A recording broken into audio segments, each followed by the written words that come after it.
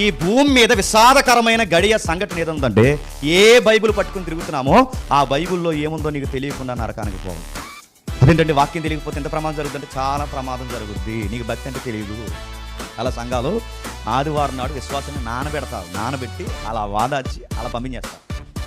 అన్ని సంఘాలు ఎక్కడ వాక్యాన్ని నేర్పించరు, నేర్పించిన వినే విశ్వాసులు శ్రోతలు లేరు. అలాంటి జబ్బు సంఘాలకి అలా ఉండకూడదని గొడ్డల పెట్టి లాంటి పత్రికే చెప్పండి, ఇది పత్రిక. ఈ 4 విషయాలు అంటే సగటు విశ్వాసకి సంఘంలో ఏం పెరగాలి? విశ్వాసం పెరగాలి, నిత్యత్వంలో బలం చేకూరాలి, నిరీక్షణలో బలపడాలి, భక్తి విషయంలో తాను దినదినం అభివృద్ధి పొందాలి. ఒక సగటు విశ్వాసి ఆదివారం వస్తే ఏ విషయాల్లో బలం పొందాలి అంటే ఈ 4 సంగతుల్లో బలం పొందాలి. కానీ మనం ఏం బలం పొందుతాం చెప్పనా? బాధల్లో ఉన్నారా అనగానే అంటారండి. బాధపడకండి, నీ కోసం సముద్రం మీద నడిచి వచ్చే దేవుడు నీ కోసం ఉన్నాడు అనగానే అవును ప్రభా, రేపటికల్లా ఈ సీటీలన్నీ కొట్టివేయబడుగాక.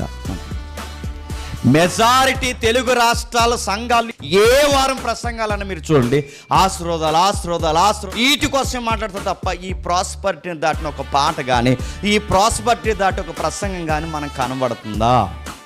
ఏం నేర్చుకుంటున్నారని ముఖం మీద ఏలెట్టి అడిగే బోధకులు ఉన్నారా?